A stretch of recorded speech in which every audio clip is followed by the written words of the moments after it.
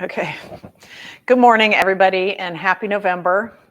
Today on my monthly webinar, we're going to be talking about fibromyalgia, which I have a special interest in. I find it a fascinating disorder, and it's sort of had a bad rap over the years, but I think people are starting to really begin to understand it. I personally have a lot of patients that have fibromyalgia and use a lot of different methods to make them feel better and manage the disease process. Hopefully this will give you a base of knowledge if you have it, or if you have a friend or a family member that has it, and maybe we can increase understanding and potentially give you some options for treatment besides the standard ones. All right, people are signing on, and then remember you can ask questions. This will be posted later on all our sites, and then I think this is it for the year. We're going to be celebrating the holidays, so we'll start back up again in January. Good. Oh, and yeah, if you have anybody that has this condition or you think they might have it, feel free to share this. I just do this mostly because I come from a long line of teachers and I just enjoy it. Happy to share the knowledge because I think one of the ways we'll improve healthcare in this country is the more people know about themselves and how to help themselves instead of relying on, large corporations or big entities to tell us what to do. So I'm just giving you my studies and the research and what I've found in my practice, and we'll talk about fibromyalgia today. All right, I'm Dr. Meredith Warner of Warner Orthopedics and Wellness, and also co-founder of the Well Theory and also the Healing Soul. And like I said, I see a lot of people with fibromyalgia in my practice. This is my clinic. It's designed to promote wellness and movement, movement being one of the primary ways to make most musculoskeletal and really all non-communicable diseases get better. So we're big fans of natural modalities, natural methods, and we try to empower people to learn how to help themselves. And today, in my wellness topic, we're going to talk about fibromyalgia, which you may or may not know of it. You may or may not have heard of it, but it's pretty common, and I'm about to tell you how common it is. So what is it? We'll talk about that. What is the history overall? How does it feel if somebody has fibromyalgia? And what are the possible treatments? And is there anything natural that you can do to treat it? I get asked that all the time. So I'm going to just impart what I've learned over the years. Okay, so per the World Health Organization, this is a condition of chronic, okay, so that means it has to be a certain time period, and widespread pain accompanied by fatigue, usually with a sleep disturbance, and generally a cognitive disorder. So that could be anything from a mood disorder to some sort of forgetfulness, memory loss, things like that. And then it's often associated with other conditions. So there's what we call comorbidities in medicines, like irritable bowel syndrome, dry mouth, dry eyes, orthostatic hypotension, like when you get up and you get dizzy, temporomandibular joint dysfunction, things like that. So fibromyalgia often doesn't exist in isolation or in a vacuum. It's often associated with other problems, which makes it hard to tease out for physicians and makes it harder to treat. There were 2016, they came up, they being a group of experts, I guess, that convened and came up with diagnostic criteria. And most people follow the American College of Rheumatology criteria. So basically, this allows us to group people in big chunks and rather than treating them as individuals, which is my preference. But most of medical science in America looks at the population as a whole and assumes that everybody's the same when, I mean, really, we know we're not. But the criteria basically says, and it varies, it's multi-site pain, either 6 out of 9 spots or 11 out of 18 spots for at least 3 months. That's the chronicity. So nothing's chronic in medicine until it's 3 months or more. And then it has to be with sleep problems or fatigue. And the prevalence is actually 2 to 4% worldwide, which is a lot. It doesn't sound like a lot, but that's a lot for a medical problem. So in the United States of America, the most common pain conditions are what are documented, treated, or people go on disability for or whatever. Migraine is super common at 12%. Irritable bowel syndrome, equally as common. Arthritis, short right behind it at 10%. Vulvodynia, believe it or not, 8%. TMJ, again, at 3%, and fibromyalgia at 3%. So this is what people present to physicians for constantly. Headaches, gut ache, joint ache, and then fibromyalgia, which is widespread muscle pain. So let's talk about one of the main conditions that coexists with fibromyalgia and is often misdiagnosed, or fibromyalgia is diagnosed when this should be diagnosed: chronic fatigue syndrome. So the technical term is myalgic encephalomyelitis. This is unexplained and persistent, meaning it goes on and on and on, and there's really no break. So unexplained and persistent post-exertional fatigue with widespread pain. It sounds almost identical. It's a female to male ratio of 3 to 4 to 1, extremely debilitating for people. So these are people that just really can't do anything during the day because they're so fatigued. So they're not able to produce, they're not able to be involved with family and friends, and it's very disabling. It involves the central nervous system, the immune systems, and the endocrine systems, which is the hormone system, if you don't know. There's a bias towards a type 2 response in the immune, and then there's reduced cytotoxic activity of the natural killer cells. So that's the innate immune system, which if you go back and watch the talk on immunity, there's innate and adaptive immunity. The innate system comes in first. So natural killer cells just recognize a cell as non-self and just attack it. And so in some cases with chronic fatigue, that's less powerful, and it's easier to get sick and make autoantibodies against yourself. And then of course there's changes in the hypothalamic pituitary axis, which is sort of your central control of hormones like cortisol. So as you can see, chronic fatigue syndrome is extremely difficult to differentiate from fibromyalgia, I think. At least in my practice, it's hard to tease it out. Okay, so here's the key features of chronic fatigue, which honestly, you could put most of this on a list of fibromyalgia. Fatigue, sleep disorder, arthralgia, which is joint pain, myalgia, which is muscle pain, headache, brain fog, there's your cognitive issues and more pain, post-exertional malaise, so like if you do something, you're just exhausted for hours, if not days. Autonomic imbalance, this means you don't sweat correctly, you can't do temperature control correctly. Anxiety and stress intolerance. So most of us have to build up stress resiliency to function in society. People with chronic fatigue syndrome lack that ability to be resilient to stress. So any stressful situation will sort of make this condition blossom forth. And then there's lymphadenopathies. Okay, that's when your lymph nodes swell. Obviously, there's an immune dysfunction here, correct? Sore throat and intolerance to different foods and drugs. So again, all of that, lymphadenopathy, sore throat, intolerance to food and drugs, those are features of a dysfunctional immune system. So I thought it was kind of interesting that osteoarthritis was so low. They thought it would have been higher. Yeah, somebody mentioned that it was interesting that OA or osteoarthritis at 10% was lower than migraine and IBS, I think.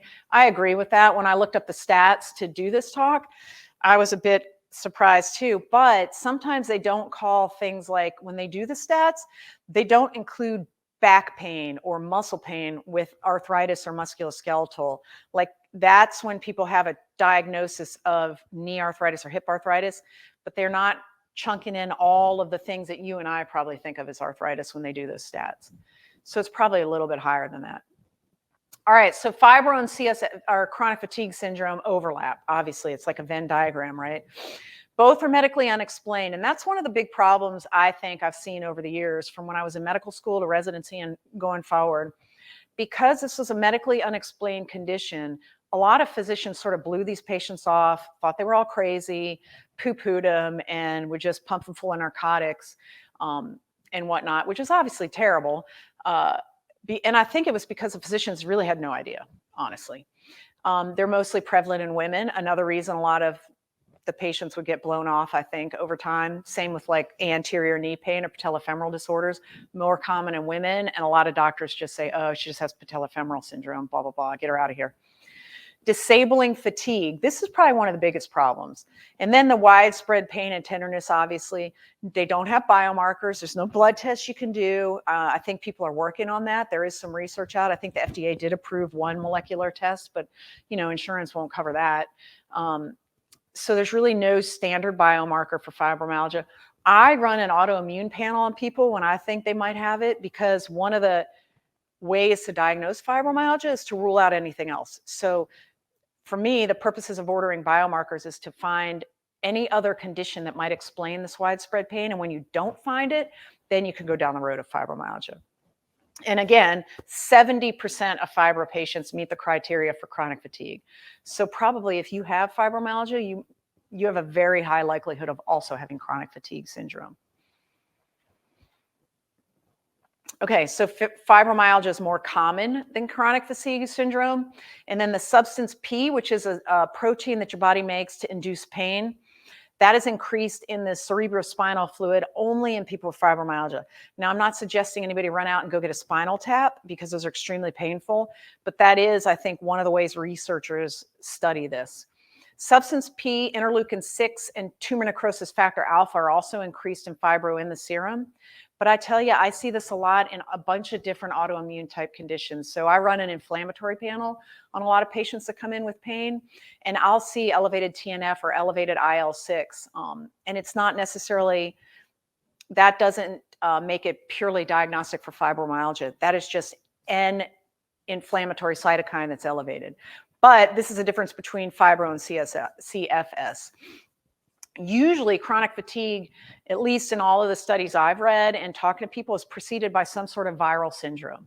So Epstein-Barr, CMV, Lyme, well, that's not technically a virus, but usually there's some sort of viral or occult bacterial syndrome that precedes this. And I think we're starting to see more and more of it post-COVID as well. And then PTSD, believe it or not, is more common in fibro. And we'll talk about that or why that might be true coming up. Okay, so what is chronic pain? And for fibromyalgia purposes, that's chronic widespread pain, right? Like you could have an index finger that hurts for 3 months, but if that's all that hurts, that's not fibromyalgia. This is widespread pain. More than 3 months in duration and serves absolutely no function. Remember, pain is an evolutionarily conserved and adapted feature that protects us. So we know you can't leave your hand in a fire. You know you can't drink acid. There's a variety of things that pain helps you with. But in the place of chronic pain, the pain starts to happen with no true stimulus. So pain can exist with no injury, disease, or any reason to have pain. And that's sort of where chronic pain falls. It's a completely useless condition to have. It's not protective. It's not alerting you of anything. You just hurt for no apparent reason. It fails treatment. There is not a single study that says that long-term narcotics are effective for this. In fact, the opposite is true. But of course, totally approved by all insurance companies and regulatory bodies, correct? We can give narcotics out willy-nilly. Linked strongly to depression, okay, which at this point in the literature, it's kind of like what came first, the chicken or the egg. A lot of people think that depression has you feeling pain more, and some people think pain makes you feel depressed. So it's still being looked at closely, but they're definitely very strongly correlated. And if you don't treat the depression, you can never treat the pain, and vice versa. Interferes with life and affects 20 to 30% worldwide of adults. Think about that. 1 out of 3 adults in the world, and I think there's 8 billion people now, has chronic pain of some sort or another. Isn't that crazy?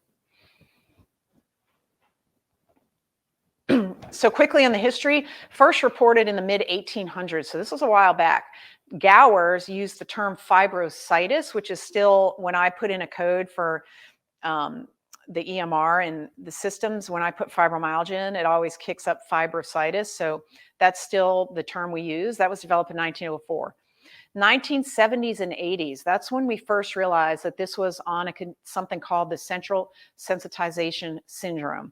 So there's a continuum of problems in this sort of world of central sensitization. And what does that mean? That the CNS, the pain processing functions of the spinal cord and the brain, are hypersensitive to any stimuli, and they ectopically fire. So you have more pain for longer out of proportion and for no apparent reason. The consortium I've talked about before, that came up with the criteria, met in the 1990s and developed this better criteria. And then the American College of Rheumatology published that in 1990. You have to have pain in at least 3 sites, which is widespread, and in at least 3 quadrants. So you have a right upper quadrant, a left upper quadrant, a right lower quadrant, a left lower quadrant. So it has to be at least 3 sites and at least 3 quadrants. So you can't have just pain in your right arm. Does that make sense? It has to be for more than 3 months, widespread. We have a question. Go ahead. Why don't doctors take fibro seriously when there is a blood test for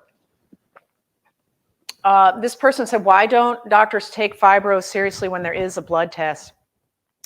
I think there is one molecular test that's really hard to get covered, but usually there's no pathognomonic finding you can find in serum or plasma. I think doctors don't take it seriously because unless you're reading about pain and reading about it and going into the literature, they're still not teaching it appropriately, I think, in medical school, and certainly not in residencies like when I went through residency. And nobody understood it before. And so perhaps the younger generation coming up, people my age or younger, will take it more seriously, because I think with all of the basic science being done in brain science and neuroscience right now, we're really starting to understand this better. And so now you can really say it's a real problem, and it's not in somebody's head, which I think is what happened, 10, 15 years ago, which is not that long ago. All right, next. He said, my insurance covered the test through epigenetics. So somebody out there just told us that they had coverage, their insurance covered the test for fibromyalgia, which is awesome. Now, interesting, I don't know if this person's in Louisiana, but Louisiana, there's pretty much a monopoly. So there's one company that has 40% of the market. So they basically do whatever they want. In other states, there is more competition, and I think more of them compete to offer those kind of things. I think it's great if you could get a genetic testing or epigenetic testing. He's in Pennsylvania. Yeah, Louisiana, we have effectively one group health, and the rest is Medicare, Medicaid. So it's effectively an oligopoly. Go on. All right, so here's your ACR diagnosis, so the American College of Rheumatology. A history of widespread pain for 3 months and tender points in 11 of 18 defined points in the body. And this is with digital palpation. So like I'll press people, and you have to press with a certain amount of pressure or you're not really testing. And that's particularly true if somebody's obese, right? If you have a layer of adipose like this between where the finger's coming in to press, it's really hard to press muscle that way. You got to press pretty firmly. But here are the spots that are counted, and there are control spots. So there are spots you press, the physician, and if the person says they hurt, well, that's not one of the spots that is supposed to hurt. And so that's kind of a way to tease out people that will just say, I hurt everywhere. So 11 out of 18 defined spots. And then I will say you have to have the fatigue despite adequate sleep. Okay, and this can be measured. And then the usually it goes with a mood disorder as well. And I will tell you that the self-rated pain of people with fibromyalgia is often greater than people with rheumatoid arthritis. So if you could believe that, that's how much this hurts. All right, additional symptoms. I mean, this is an exhaustive list, and I've seen this in pretty much everyone. I mean, not everybody has this entire list, but all of my fibromyalgia patients probably have 2 or 3 at least off of this. Dizziness, fluid retention, paresthesias, which is like numbness and tingling, restless leg syndrome, or also called periodic movement disorder, Raynaud's, which is when your fingertips and toes have a vasculitis that makes them very intolerant to cold, and they get discolored, sometimes purple, sometimes white. Mood disturbances, we talked about that. Stiffness, super common. Connective tissue problem. Skin tenderness, believe it or not. Post-exertional pain, and also post-exertional fatigue, don't forget. Irritable bowel syndrome, we already talked about that. Cognitive disturbances like memory loss, forgetfulness, things like that. Irritable bowel, interstitial cystitis, migraines, and tension headaches. All of this can coexist with fibromyalgia, which does not sound fun. So the 3 key features: pain, sleep disturbance, and fatigue. And I put the brainwave frequencies here just to remind everybody that, first of all, sleep's extremely important. But second of all, you have to go through certain phases repeatedly, multiple times, to get the detoxification your brain needs to form the new neural connections, the neuroplasticity, and to sort of relax things and cement memories. And the delta waves, the deep sleep, is very important. So is REM. They're all important. Okay, we already talked about this. 2% of adults, 3.4% of women, only 0.5 or 0.5% of men. 5 to 6% of people presenting to primary cares. So now our prevalence is increasing, right? 10 to 20% of people presenting to rheumatology offices. So if you're a rheumatologist, up to 1 out of 5 people that comes to your office is going to end up with a diagnosis of fibromyalgia. 25% of people with fibromyalgia are on disability for this condition because it's just incompatible with work. And 31% report that they lost their job because of it, or to continue in their job because of this. So that's how completely disabling fibromyalgia is. And as you can see, the prevalence is pretty high.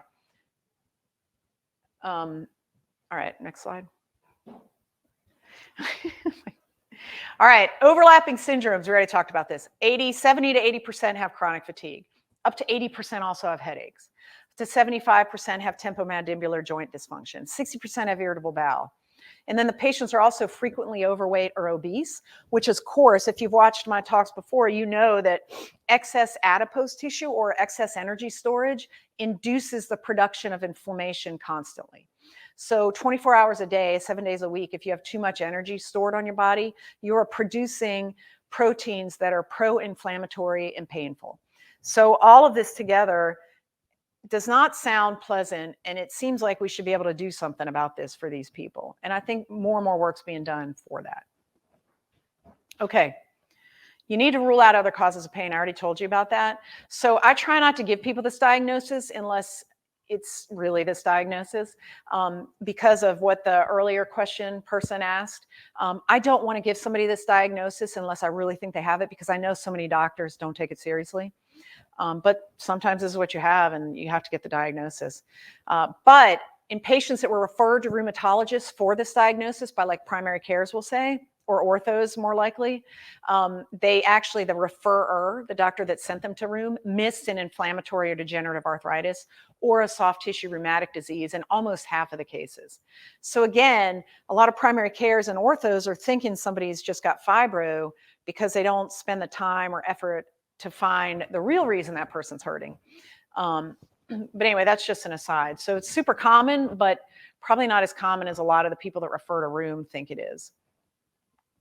All right, so there are widespread pain questionnaires, believe it or not. People have spent time and money developing these validated questionnaires, the McGill pain inventory, the brief pain inventory.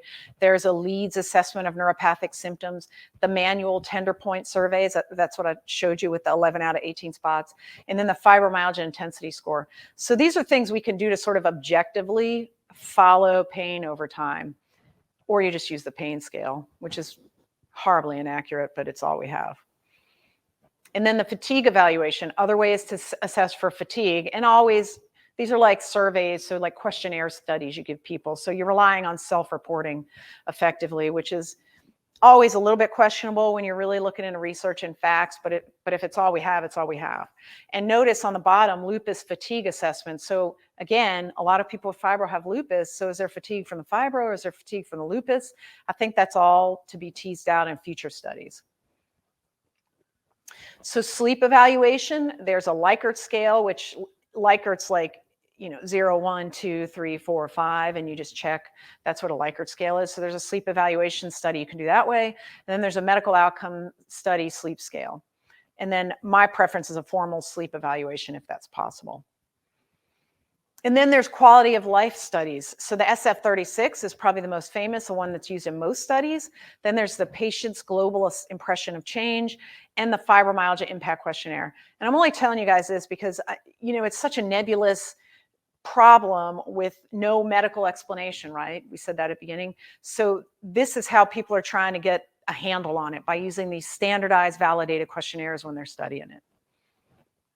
All right, and then you have to do a psych eval too, really, because there's so many coexisting mood disorders. And a lot of people call this a functional somatic syndrome, also essential sensitization syndrome. And what does that mean? Functional somatic, body is somatic, and then functional. So these are people that are functioning, but their syndrome affects the body. So like bodily symptoms, all right? And a lot of people are starting to believe that most all functional somatic syndromes carry common susceptibility. So there's certain features about a person that makes them more likely to develop this. And then again, some will manifest more than one: chronic fatigue, migraines, chronic fatigue, fibro, something else. And we think that there's a lot of environmental factors that are playing into this, much like most chronic problems we're learning. So again, Widespread pain deep in the muscle, quite painful. A lot of fibromyalgia patients tell me they really can't do stuff that they want to do. They can't play pickleball, they can't play tennis, they can't go to the gym, they find it difficult to go to church sometimes. Simple things like decorating the house for Christmas is trouble because then they'll have to rest for the next 2 days. They have severe fatigue. Most of the people will get irritable because it is super annoying to be in pain all the time. Have mood problems. So obviously if you have anxiety and you're perseverating and thinking about things all the time and you hurt, you're going to think about the pain more. It's going to make you aggravated. So all of this kind of works together against the person that has this. So it's important to address each and every symptom and try to get each one manageable. So the muscle pain, we can't do a muscle biopsy and say somebody has fibromyalgia. You can't do an MRI and look at the muscle and say, oh, that muscle has this signal and it looks like this, so they must have fibromyalgia. But they have done biopsies in the research setting and found that in the fibromyalgia patients, they had an appearance of what looked like mitochondrial failure. And as you know, the mitochondria is extremely important for all of these chronic diseases that you think of, like atherosclerosis, diabetes, dementia, Alzheimer's. It's when the mitochondria, which is the engine of the cell, starts to fail, that the cell's function starts to fail, and then the cell and the type of tissue starts to fail, so on and so forth. So they have moth-eaten fibers, ragged fibers. The mitochondria looks clearly dysfunctional. And then they've also found that people with fibromyalgia have lower CoQ10 levels, which is extremely important. CoQ10 is an electron shuttle for the electron transport chain of the mitochondria, and it's also a very powerful antioxidant. So it reduces damage to DNA and mitochondria from oxidative stress. And people with fibro are deficient in CoQ10. They have reduced ATP levels. ATP is the energy currency of the cell. That's what the mitochondria makes out of your food. And then they have decreased enzyme activities. So CoQ10 deficient mitochondria failure, we think, might be one of the problems with widespread pain. And so I often recommend CoQ10. We're going to talk about all this later. And then there's more advanced glycation end products found in fibromyalgia muscle. So advanced glycation end products are these monster proteins that are formed when a free glucose or a reducing sugar will bind with a free amino acid and form through a series of reactions, a Schiff base and an Amadori product. Then they form what's called an advanced glycation end product. And it's a dysfunctional protein that just gloms up the works of the cell. And that happens when you're eating too many processed foods, too much meat cooked at high heat in a dry setting, and then if you have any sort of hyperglycemia. So obviously in America today, we're making way too many advanced glycation end products in our bodies, and we're eating too many of them, which may be contributing to this muscle pain in the fibromyalgia people. And we think maybe now too, it might be a fascial problem. Because remember, the muscle's all surrounded by fascia. So I don't know if you remember the last time you ate a steak or something, there's always that thin tissue that kind of holds everything together. Well, we have that too inside. And if the fascia holding a muscle becomes dysfunctional, well, then the muscle hurts. But is it the muscle or is it the fascia? So we're starting to tease all this out in research nowadays. So muscle pain can be from tissue hypoxia, meaning less oxygen because the capillary circulation is dysfunctional or it's not as permeable as it should be. It can be from elevated levels of lactate, which is a byproduct of anaerobic metabolism, I suppose. But when you study this, there doesn't seem to be too much of a difference between controls, people without fibromyalgia, or the people with fibromyalgia. So again, we're trying to figure out why does their muscle hurt so much? What I've seen in my practice, I'm talking about here with the trigger point injections, if I give people trigger point injections, it dramatically reduces their pain in any particular spot because it stops that like crazy muscle contraction that's going on. So I think spasticity is somewhat a part of this. On the other hand, people with fibromyalgia don't do well with deep tissue massage because it hurts so much. So targeted, gentle, I guess, treatments of muscle fibers like a trigger point injection or acupuncture is often better than a blunt deep tissue massage. Most of the American College of Rheumatology tender points have been found to consist of active or latent trigger points. So a trigger point is when the one area of the muscle is abnormally contractile and eventually it becomes fibrotic. But what really happens is all the muscle around it starts to become dysfunctional. And remember, what's passing through muscle are nerves. And so you get a lot of pain. So if you can target trigger points, calm them down with some lidocaine, and I usually use Toradol, sometimes B12. If you can do that, you can get people to function better in therapy, to make their exercise work better, and to really get their whole regimen of pain control works better if you can make these trigger points less active. So that's one of my ways to manage this. Okay, small fiber neuropathy is another part of the pain in fibromyalgia. I diagnosed small fiber neuropathy with a skin biopsy, which is the standard. You can see a picture here. We just take a little punch, get a piece of skin, send it off. There's a couple specialized labs that will look at it, and they actually count the number of tiny, tiny nerve endings after a peripheral nerve kind of branches to the final position in the skin. And if there's a decreased density, that's small fiber neuropathy. And that is a painful condition that also causes paresthesias, numbness and tingling. That's stocking, like from the toe on up to the calf, sense of numbness, abnormal sensory testing, and then also the abnormal autonomic. So this is when you get really dry skin, when you can't sweat right, where your skin cracks, you can't tolerate cold, you can't tolerate heat. It's all over the place because your autonomic nervous system is not functioning. So a lot of times when there's a neuropathy, but there's really no reason for the neuropathy, like they're not diabetic, there's no alcohol toxicity, they're not on chemo, et cetera, I'll do a skin biopsy. And if I find this, well, then I know that's contributing to the pain.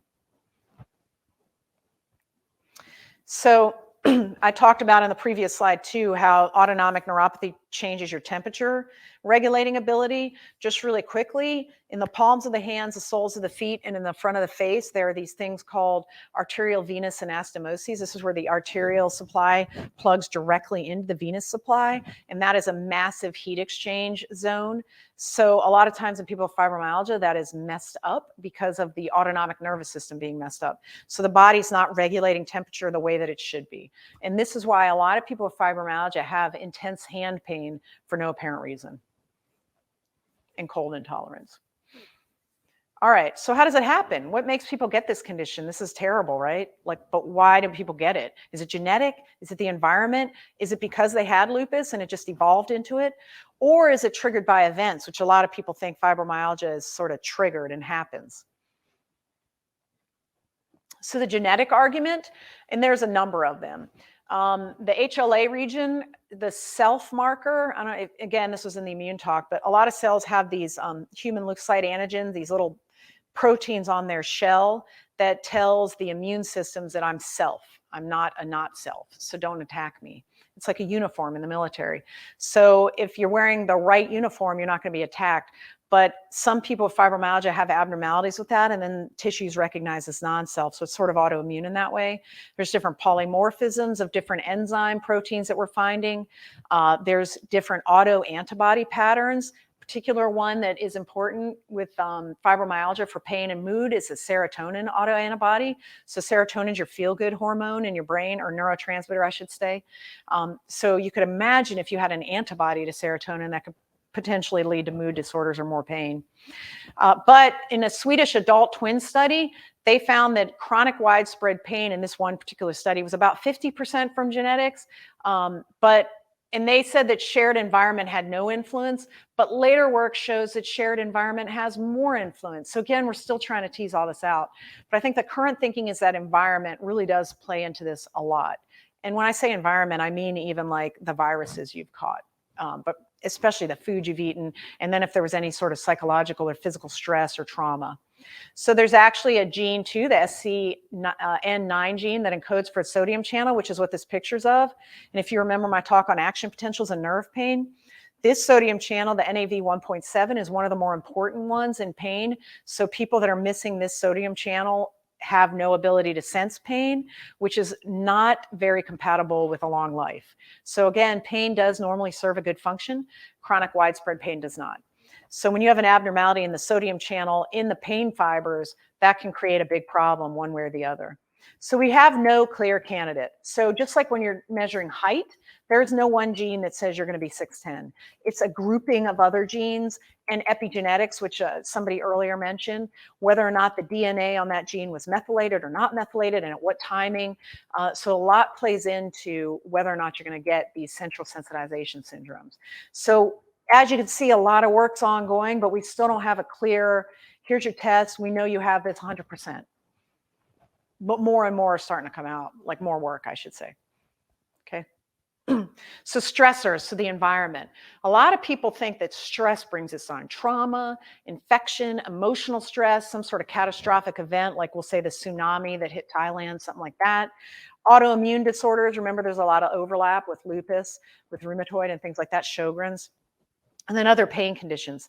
So a lot of people believe that you get, bam, you have trauma and now you have fibromyalgia. The research kind of doesn't really support that, but we think it's involved somehow. So there was a retrospective study of about 127 people, and 23% did report a prior event before they started the symptoms of fibromyalgia. But again, this is retrospective, and you're relying on people's memory of their medical past, which if you look at any literature on memory, it's terrible. So that's really difficult to hang your hat on. Then there was a prospective study, which is going forward. So you're not asking people to look back and remember. And in this one, only 14.4% recorded a prior event before they started having the symptoms of fibromyalgia. So it's involved, but I don't think it's involved at the level that a lot of people in the past have thought it was.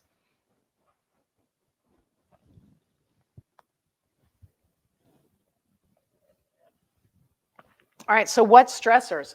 So remember I told you this is a functional somatic disorder. So we used to call this somatoform disorder when I was a resident, so, or medical school really. So like children that would have psychological stress, either they were so stressed out about an upcoming test or something was going on at home, would manifest with stomach pain, right? Like they really had stomach pain, but it really wasn't anything wrong with the stomach. It's just how the body and brain manifested all of this psychological stress. That was called somatoform disorder. So there's no clear physical pathology in the gut, right? But that's where all the pain was. Now we know this to be a centralized pain state or central sensitization syndrome. And we think that events trigger it in some way, shape, or form. And we think it has to do with cortisol levels. So if you don't have normal baseline levels of cortisol because you have some sort of elevated stress all the time, then nothing in the system is going to work properly, particularly pain. Your sleep cycle is going to be messed up. I'm going to show you why in a minute. But we think that the stress has to do with cortisol and how you handle the stress resiliency. So we think fibromyalgia is always linked to disorders of the hypothalamic pituitary axis, which is, you know, the brain axis to control cortisol and melatonin and other hormones that keep you going through the day and keep you on a cycle. And then prolonged exposure to stress seems to be more important than a single event. So psychological trauma, particularly in childhood, we've learned seems to be one of the factors that leads to later chronic widespread pain. So it has to do with sort of, I guess, when you were developing all the cortisol levels and the stress resiliency. All this is still being looked at, but we know that childhood trauma is a big factor here. And then any ongoing psychological trauma in somebody's life, also important. But it's usually not a single event. So it's not like a single car accident brings this on, which is how people used to think about it.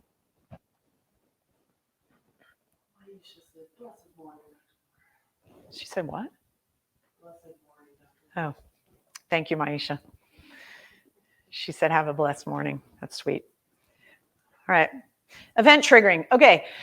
So here's the important thing to remember about event triggering and fibromyalgia. Fibromyalgia is a chronic disease that does not seem to go away. It waxes and wanes or comes and goes. It intensifies, it de-intensifies. So because of that, there is no real way to say that an event is going to make it worse or exacerbate it or aggravate it. So for instance, if you have fibromyalgia, you have a car accident, it's really difficult to scientifically support the statement that the car accident made it worse because it's always going to get worse and get better. So when you have a condition that waxes and wanes over time, by definition, you know there's going to be exacerbation, so it's hard to link it to events. But again, work is still ongoing, and we think that a cumulative bunch of events probably contributes to this. Okay, again, we talked about comorbidities. Rheumatoid arthritis is a big one. Lupus is a big one. And 50% have Sjogren's syndrome, which is huge. So Sjogren's syndrome is when you get the dry eyes, a dry mouth, your teeth start to decay, you have brain fog, you've got swollen glands, things hurt. This is a connective tissue problem where nothing really is functionally working together well. It's not fluid, it's dry. So think of it like turning into a dry sponge, which easily falls apart. So that's in 50%. Okay, now let's talk about the testing that we've been talking about. So this is all the work that's being going on right now, or has been going on. So we know that people with fibromyalgia have low serum levels of 5-HT and low levels of norepinephrine. 5-HT will presynaptically inhibit the release of pain-causing neurotransmitters. So 5-HT is kind of an important part of treating people with fibromyalgia likely. It's important in the production of serotonin. Serotonin, again, is one of the neurotransmitters in your brain that's important for stabilizing mood, for being happy, and being able to handle stress. So if you've got one of the precursors low, then you're going to have low levels of serotonin, which we think contributes to the mood disorders, sleep problems, and pain in fibromyalgia. So this is potentially an area to target. So the cerebrospinal fluid, remember I told you previously, is elevated in substance P, which is quite painful. And the bottom chart shows you rhythmic changes in serum levels of substance P. And then it's somewhat related to meals. And I put that on this slide underneath the slide of the circadian rhythm to show you how important all of this is. So one of the ways to handle fibromyalgia is to handle your circadian rhythm. I'm a big believer in this and a big believer in a constant routine. We know that all of the fatigue symptoms and the sleep symptoms of fibromyalgia almost exactly mimic people with a disrupted circadian rhythm. So when your cortisol levels are messed up, your circadian rhythm is messed up, and then you don't sleep well and it becomes a self-feeding cycle. So this slide shows you the yellow line is where your cortisol should be in the morning. It should spike in the morning, should drop, and then it should start to go elevate as you're sleeping until it spikes in the morning, drops, and melatonin kind of does the opposite. So you could imagine if your cortisol stays up high during the day, you're not going to sleep well, you're going to be super stressed out, you're basically hyped up, fight or flight all the time, and then that's going to contribute to the pain. So this dysregulation of the circadian rhythm, dysregulation of cortisol levels, also ends up dysregulating the HPA axis, of the hypothalamic pituitary axis, and then you have all of your hormones going out of whack. So low estrogen is a finding, altered levels of urinary cortisol, low levels of growth hormone, and then abnormal thyroid function are all features that we're starting to find. And I think one of the keys to treating fibromyalgia or having a successful treatment plan is to help these folks get a routine with their circadian rhythm, because that helps to manage the cortisol levels without drugs. So you have cytokine alterations, and cytokines are the proteins of the immune system that cause certain things to happen, but most of them, not most of them, a lot of them are pro-inflammatory, will induce inflammation and oxidative stress and therefore pain. IL-8, IL-1RA, IL-6, IL-1, all elevated in people with fibromyalgia. But again, they're also elevated in other rheumatologic conditions. And then 30% of fibromyalgia patients in skin biopsies had elevated levels of IL-1 and IL-6 in the skin biopsy, but 0% did in the control. So maybe in the future, maybe I'll be doing skin biopsies to test not just for small fiber neuropathy, but also for fibromyalgia. We're not there yet. So imaging findings. So now we're finding with functional MRI studies of the brain and PET scans and SPECT scans of the brain, we're finding reduced cerebral blood flow in people with fibromyalgia, particularly in regions that have to do with pain. There's more hyperconnectivity between dorsal medial frontal cortex, I'm pretty sure, and the insular cortex, so the different pain regions of the brain. There's more white matter connecting pain regions of the brain, and I'm going to show you some of these images in a minute.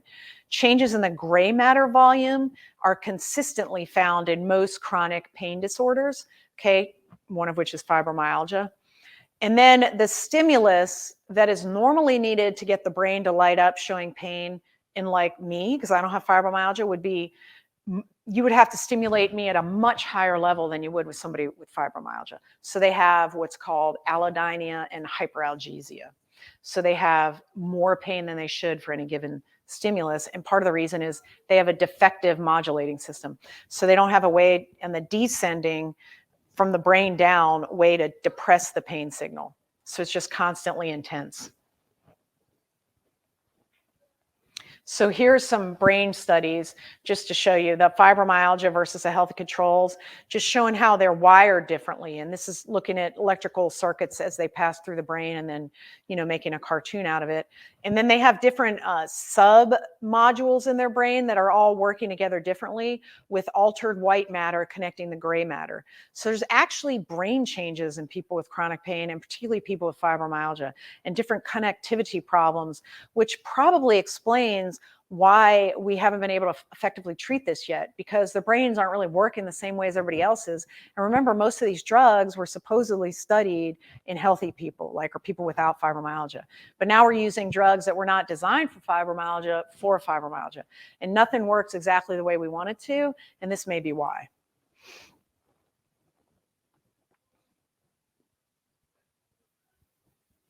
So now we could talk about other causal theories, because remember, nobody really knows why people get this or why they don't. Central sensitization is one of the main reasons. Now, why do people get centrally sensitized? Some people get it from taking narcotics for too long. Some people get it from different autoimmune disorders. Fibromyalgia is just one of the central sensitization.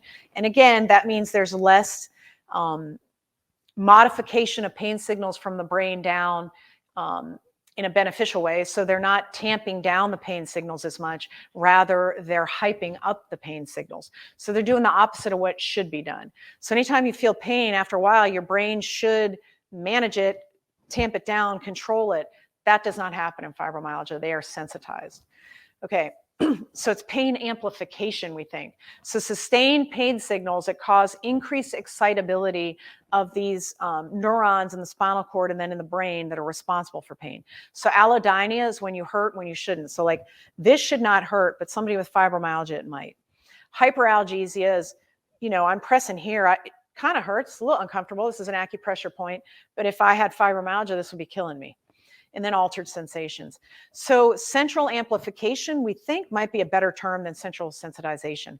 So it's not so much that they're so sensitive, it's that they're amplifying the pain and they're never tamping it down.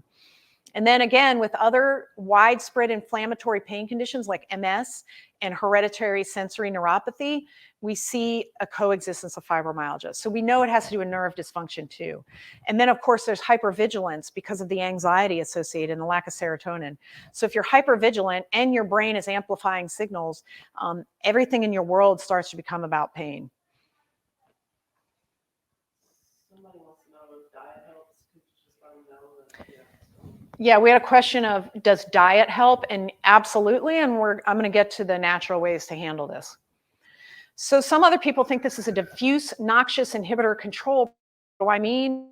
So this is if you have a strong noxious stimulus applied to one part of the body, it will decrease pain in another part of the body normally. So I remember growing up, if I would say, oh, my knee hurts. Let's say I was playing soccer. My dad would say, oh, I can make you forget your knee hurts. Well, you know what that meant. So that is that method of DNIC. So if you kick your shin, you're not going to feel shin pain in the other side too much more, right? Your brain can only handle so much of a signal at once. So people with fibromyalgia lack this. So they're always going to feel the pain the same. So they've already overloaded all of the brain's ways to modify the pain that you and I would normally have. I put this picture of the fighters because they can keep going despite multiple injuries, and this is one of the reasons. So what if it's just an immune dysfunction? This is another theory, or a sickness response. So a lot of people with fibromyalgia have the same symptoms of somebody with the flu or somebody that's acutely ill with a virus. So they have fatigue, they have central sensitization. I don't know if you know, when you have the flu and cold, everything's louder, bright lights bother you, there's all kind of central sensitization going on. You're sleepy all the time, you're forgetful, you have neurocognitive disorders. So being living life like with fibromyalgia would be like constantly having the flu, somewhat miserable. So we think that potentially there's some interplay of the immune system here along with the brain and the wiring that we've been talking about. And again, over half of people with fibromyalgia feel that a flu-like illness started all of this, same with chronic fatigue syndrome. So it really may be in the future that we find a specific immune cell dysfunction that puts people into this boat. Because remember, not everybody that gets the flu, or not everybody that gets COVID, or not everybody that gets EBV or has psychological trauma as a child or whatever gets fibromyalgia. So there's something that lets people get this, and I don't think we've teased that out yet. So there's a release of peripheral pro-inflammatory cytokines in the brain and in the periphery, which intensify pain signals, and we're going to talk about ways to manage that naturally. And then there's sensitization of nociceptors. So nociceptors are your pain-receiving fibers, so the C fibers. And then again, we don't have a consistent cytokine. So I can't say if I take your serum and your ratio of IL-6 to IL-8 to TNF-alpha is this, that you have fibromyalgia. We're not there quite yet. But there are some tests out there, as the gentleman before pointed out. Okay, so people with fibromyalgia have an altered exercise response. Remember I told you before, if you're active and you do something, you might have to rest a day or two after. This is why. So in most people, exercise reduces pain and makes you feel better because of the increased stress response, the hormesis, pulling glucose out of the blood, inducing autophagy and mitophagy, where you clean up bad parts of the cell. So a lot of chronic diseases are best treated with exercise. Fibromyalgia is a little bit different, and you should exercise, but you have to do it in certain ways. So again, I don't send people for deep tissue massage with fibromyalgia. I usually recommend sort of low intensity, zone 1, maybe zone 2 cardio. I think weightlifting is important, but it needs to be done correctly. So isometric contractures, so like if you do this and you're constantly contracting, but the muscle doesn't change size, that's an isometric. So it's just constant contraction with no lengthening or shortening. That'll reduce pain in a lot of healthy people for any given painful spot, but in fibromyalgia, it doesn't. So everything about the muscle and the connective tissue is kind of out of whack.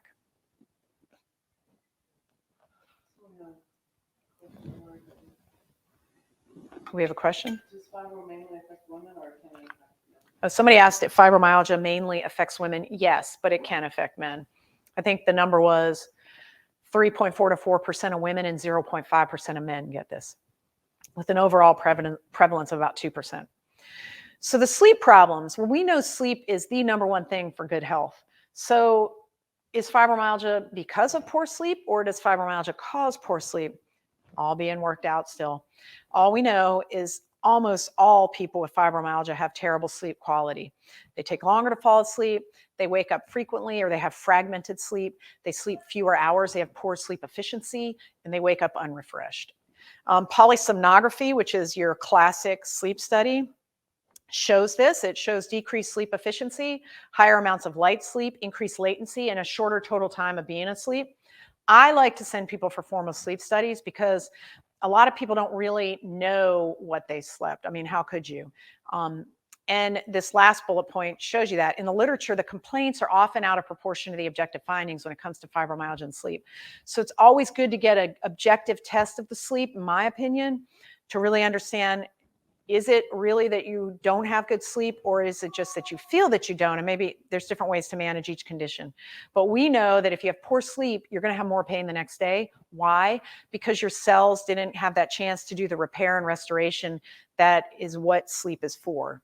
Okay, normally your brain detoxifies and your whole body repairs itself while you're asleep. Well, if you're not sleeping well, you're never repairing, and your mitochondria are just falling apart left and right. And then, of course, you have no stress resiliency. So fatigue is difficult to define. I mean, you know what it is, I know what it is, but to try to like test it and really understand it, it's hard to define. So I put this here just to show you that we're starting to see it more and more veterans. I do veteran disability exams often, and chronic fatigue is one of those symptoms that we think is starting to be associated with different chemical exposures and whatnot. But it's very difficult to define. I mean, I put a medical resident here because I was fatigued when I was a resident, but I didn't have fibromyalgia. I was really just sleep deprived. So I don't know, fatigue is very subjective. You just really have to sit down and talk to a patient and really understand their fatigue. Cognitive issues. So we talked about this before. A lot of people will rate this pretty high, so 6 out of 10 as important on their list of symptoms. But again, there's data showing that people with fibromyalgia may be overestimating their cognitive issues. So when you do objective testing, they're really not doing as poorly with their cognition as they think they are. So again, some of this might be mindset, which we're going to talk about mindset too. And you have to account for effort when you're measuring cognitive function, just like anything else. So there's ways with muscle testing to measure effort. So we can actually measure how many muscle cells are recruited for any given thing with an electromyogram. There's ways to measure brain effort with functional MRI studies to see if somebody's really trying at a test or if they're trying to fake it. So we're starting to learn more about how to objectively measure cognitive problems, but about 75% or 3 out of 4 people with fibromyalgia feel that they have a cognitive issue, and most of them probably do. But we don't know, is it because of the pain? Is it because they're depressed? Is it because they're anxious? Because they're not sleeping? Or is it its own thing? We don't know yet, and we're working on all of this. And it could be related to medications. Remember, a lot of people treat with narcotics, and narcotics by definition cause cognitive dysfunction. Next. So depression, hugely important in this malady or this central sensitization issue. 20 to 86% of people with fibromyalgia will have depression at some point, and up to half are currently depressed. And then up to 60% have anxiety. So obviously there's going to be a lot of people with both, right? Depression and anxiety and widespread pain. And there is a 6-time risk of getting qualified for having post-traumatic stress disorder. Remember I told you about all the psychological stress and trauma that we think plays into this? And then there's personality disorders that play into this. 12 to 47% of people with fibromyalgia also have a diagnosed personality disorder. And again, another Swedish twin study looking at this, they found that the increased risk of having major depressive disorder with chronic widespread pain is due entirely to shared family environment and 0 to genetics. So remember before the slide before, we talked about how a lot of the symptoms are from genetics. Well, they think the depression is really more what you're eating, the environment, the stress around you, and not really so much from genes. But there's an almost 5x, really 4.3x higher risk of depression if you have fibromyalgia than in somebody without it. And then, of course, if you're depressed, you have higher pain scores. So it's kind of like everything's making it worse. Everything's making each other worse. So what are our treatment options with all of this stuff going on? So a multidisciplinary approach is extremely helpful. What does that mean? You got to get your ortho involved with your PT, involved with the rheumatologist, involved with the psychologist, et cetera, et cetera. Obviously, in the American medical system, that's really, really hard to do. So hopefully you just have somebody that understands all of this and knows how to sort of bring it all together. Only in America, the only drugs that are currently approved for fibromyalgia are drugs that were originally approved for something else and they've been repurposed. So pregabalin, which is Lyrica, and then duloxetine, which is Cymbalta. Common go-to meds for this. I don't like Lyrica because almost everybody I've ever seen on Lyrica gains weight, which obviously doesn't help anybody with anything. But sometimes that's all you have left, and it is a good medicine for widespread nerve pain. And then most treatment outcome studies, so when people study fibromyalgia, they really just measure pain. So they're not looking at what does it do to fatigue? What does it do to their cognition? What does it do for their sleep? Everybody's just measuring pain, and then you get your FDA approval and you use it. But we don't really know what it does for the whole conglomeration of symptoms. There are a lot of alternative and complementary treatments that are helpful. So I'm showing you here red light therapy, which is great for pain modulation and tissue health. And then acupuncture, which has been studied and shown to be effective in fibromyalgia. And the top picture is showing a burn patient going through a dressing change, which are extremely painful, but they have them in an immersive virtual reality module, and that is enough distraction that he's able to tolerate the dressing changes. So mindset. So just teaching your brain how to manage the signals and modify them where you can handle the pain. So if virtual reality, if just looking at, I don't know if that's Olaf or what, but if just being immersed in a virtual reality movie is enough to distract your pain where you won't feel pain, we should be able to harness the power of the brain to help us with this condition. So this is a list of meds that we commonly prescribe or mostly prescribe: tricyclic antidepressants, selective serotonin reuptake inhibitors, norepinephrine reuptake inhibitors, monoamine oxidase inhibitors, NSAIDs, which are nonsteroidal anti-inflammatory disorders, sedatives, hypnotics, muscle relaxants, opioids like narcotics, and then NMDA antagonists like ketamine, that's hard to prescribe outside of a research or controlled setting. These are the common drugs people use for fibromyalgia, and they're not that effective in any given isolated situation. So a lot of people with fibromyalgia end up on a cocktail. So the tricyclics, amitriptyline, doxepine, cyclobenzaprine, which is actually a muscle relaxer, produce significantly greater effects than placebo. So the most studied drug of all time is placebo, and we know placebo is massively effective. Why? Because of the power of the brain. So placebo triggers mindset without you knowing it's triggering mindset. It just sets you up to believe that you're getting better, and most people will, and they feel less pain. So placebos are very, very powerful just because they're allowing you to get out of your own head and believe, and then correcting your own mindset. That's one way to look at it. Everybody has different theories on why a placebo is a placebo. But we found that the tricyclics have their best effect with sleep and their smallest effect for stiffness and tenderness. The SSRIs, like the Zolofts of the world, have been very disappointing. They do help with depression, although we're not sure why, because recent work is showing that people that are depressed seem to have the same serotonin levels as other people.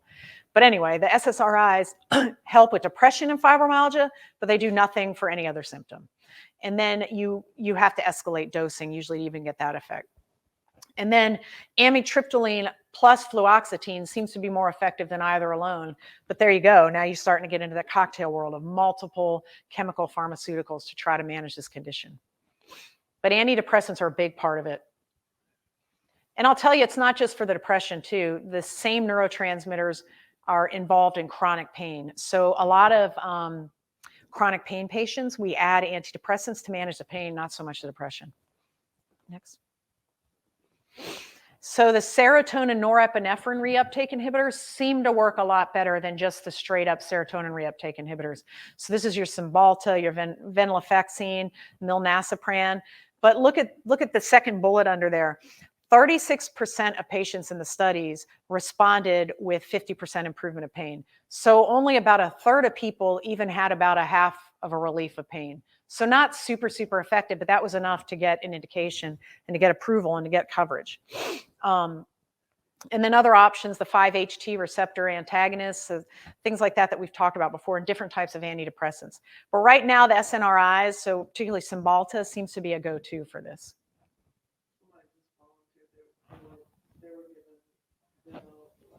Venlafaxine. One of the audience members is on that for this. Okay, next.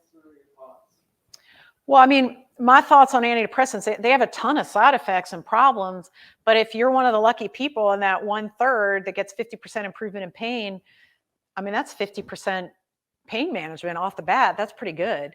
Now, if you can incorporate more natural things and then potentially be able to come off of that later, obviously that's the best situation, because the longer you're on these synthetic drugs, I think the greater the risk of side effects and dependency.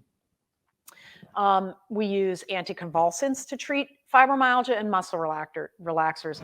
And this is good for short-term muscle flare-ups. So like I'll give people cyclobenzaprine, and one of the side effects of cyclobenzaprine is sleepiness. So that's Flexeril, in case anybody's wondering. So a lot of times I'll give people Flexeril to manage the trigger points, the muscle spasm, but also to help them sleep, because it's much, I think, safer than things like Ambien, because all the sleeping meds that were approved to be sleeping pills give you terrible sleep. So I try to never, ever prescribe those. I'll use the side effects of other medicines if I can't get people to change their whole sleep hygiene world. So cyclobenzaprine is another good one. Gabapentin, which is a standard go-to fundamental first-tier off-label drug for nerve pain. Okay, so it was approved for seizures, and we use it for nerve pain now pretty much in neuropathy. And then pregabalin, which is Lyrica. Again, a lot of weight gain with that. And a lot of people will gain weight with the antidepressants and gabapentin too. And of course, weight gain, if one of your underlying disorders is obesity, you don't want that. And then also, who wants more pro-inflammatory cytokines floating around? So if there's ways to get around these drugs that induce weight gain, I think that's better. And again, 27% with 50% improvement, and 50% of the people in the study had 30% of pain improvement. So they're not the total answer, but I think for some people it does help if they've tried and failed everything else. Other pharmaceutical treatments, dopamine agonists, so trying to upregulate the dopamine or the reward centers in the brain, the sedative hypnotics, and here's your Ambien, and then GABA, or a precursor for GABA, which is gamma hydroxybutyrate. GABA is a neurotransmitter that depresses the levels of glutamate, or it counteracts glutamate. Glutamate makes everything hyperexcitable and makes all your nerves fire too quickly at lower thresholds for an action potential. So glutamate will increase pain. So if you could take something that's the opposite of that, it's often helpful. Growth hormone's been studied for fibromyalgia, and it worked in a placebo-controlled trial, but there were side effects. The side effect was carpal tunnel syndrome when I looked at the study, which is a known side effect of taking growth hormone. So you just look for it. If you get carpal tunnel syndrome, you stop taking the growth hormone, usually it reverses. But growth hormone's known to drop as we get older, and it does help people sleep better, and it helps their muscles. Opioids, no evidence whatsoever supports this. So what's the most common thing that doctors prescribe? Opioids. Non-steroidal anti-inflammatories, no evidence to support that. You can buy it over the counter, heavily prescribed. Modafinil, now I've prescribed this for people to help with the chronic fatigue during the day. Modafinil is also called Provigil, and it kind of like gets you more alert and awake and gives you more energy during the day. And then other treatments, remember a lot of 60% of these people have irritable bowel. One way to help manage that, dietary fiber, antispasmodics, and laxatives to help control the gut pain and like the visceral pain that's going with this. And then, of course, you got your migraine medications for the people that also have migraines. And then the restless leg syndrome medications, which gabapentin is the first line for that. Some people go as far as taking Parkinson's meds to control the restless leg syndrome. Sometimes just a B12 shot or taking a B supplement helps with that. So the problem is none of these work that great themselves for fibromyalgia. You end up taking a bunch of them to treat different symptoms. Well, but then you've got medication side effects, and then the number one cause of headache is medications. So are your migraines because of the fibro, or are the migraines because you're on 6 or 7 different meds? This is where we're starting to have problems. So placebo and nocebo. So 18 studies were looked at, studies that were done for new drugs for fibromyalgia, and 19% of the subjects, so 1 out of 5, had 50% pain reduction from placebo. So that's actually almost as good as the drugs, right, that we talked about. And then 11% had to drop out of the study because of the side effects of the placebo. That's the nocebo. So they actually had true side effects from taking a placebo. So the mind is that powerful. So the mechanisms of the placebo effect, they think scientists is different than the drug responders.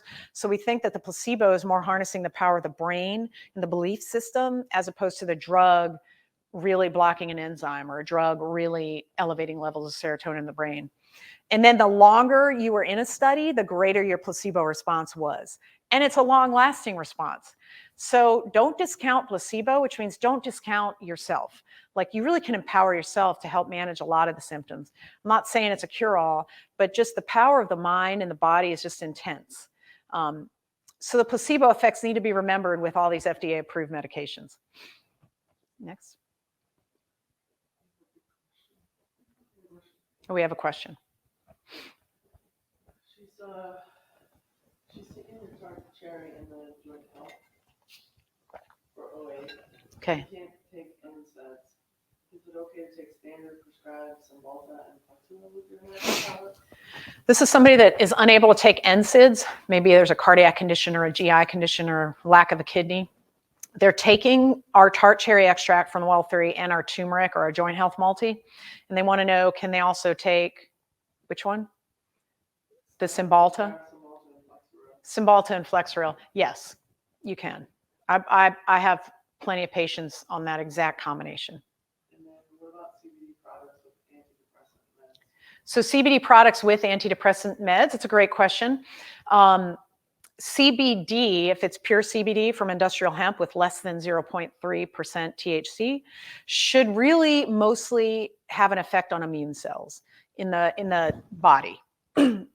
THC affects the brain more because all the CB1 receptors are in the brain. So true CBD should be fine mixing with all these meds versus THC, which, you know, if you're on an antidepressant and are taking medical marijuana, you just kind of see, you have to play that by ear and see how you respond to it and adjust doses accordingly. But CBD in and of itself, hugely antioxidant, hugely anti-inflammatory, and helps to regulate the immune system to your benefits. So I think that would be fine, in my opinion. Always check with your treating physician. Okay, so what are the natural remedies? We've talked about this. The circadian rhythm is hugely important. Sleep hygiene, cognitive behavioral therapy for sleep is very effective for sleep hygiene. And I don't have a certification to do that. There are some books out there that you can do. I mean, it's basically you're just training yourself to have good sleep hygiene. So in other words, don't bring your computer to bed. If you're awake, don't turn the TV on, get out of the bed, go to another room to watch TV, things like that. Always wake up at the same time, no matter what, no matter when you go to sleep, and that helps to start training the cortisol levels and get you better sleep hygiene. Nutrition, hugely important. We're going to talk about it. Circadian routine, really important for the reasons we talked about. Get your cortisol right, get your melatonin right, have a routine. It really helps a lot of conditions. Acupuncture manipulations, we talked about that. Low power laser light therapy or near infrared, far infrared. Sulfur baths, balneotherapy, which is like hot mineral baths, have been used for this. And then remember, the drugs really only work for a small subset of people and then only with 50% efficacy. So I don't think the drugs in and of themselves are that bad. I prescribe them all the time, but they're just not that effective. So I think if you incorporate all of this natural stuff, perhaps the drugs you're on would be more effective, is my theory. And then potentially you could reduce the amount of synthetic drugs, which of course would reduce the amount of side effects. Because the benefits of these drugs often don't outweigh the side effects. Remember I talked about weight gain with Lyrica, things like that. Okay, so again, this is a disrupted circadian cycle, or it's fibromyalgia, or it's both. Difficulty sleeping, fatigue, malaise, myalgia, which is muscle pain, GI complaints, often associated with a disrupted circadian rhythm. I don't know if anybody out there flies into different time zones or, you know, has to take late night flights or early flights, or you get into a different time zone and you're living there. But the GI system is one of the first things to go and get completely disrupted without a normal routine. So it's very similar to being in jet lag or to being a shift worker, having an altered circadian rhythm, and that contributes to pain. Shift workers have more cancer, more heart disease, more pain, and a lot of it's because of this messed up well, most of it is the messed up circadian rhythm, which we think people with fibromyalgia also suffer from this.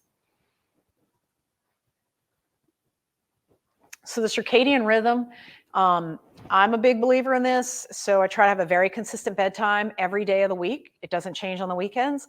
Very consistent wake up time, doesn't change on the weekends. Because otherwise you're putting yourself into jet lag every single week.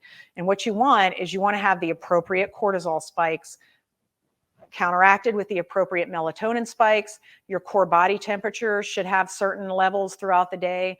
And then if you can get it just right, you'll have better sleep, which means your brain will detoxify better, your body repairs itself better, faulty mitochondria get removed, new ones get made, DNA mutations get cleaned up, everything just gets better because the only time your body can do that is while you're asleep and really while you're fasted. So a fasted state with a solid circadian rhythm really can manage a lot of our problems, including pain from fibromyalgia.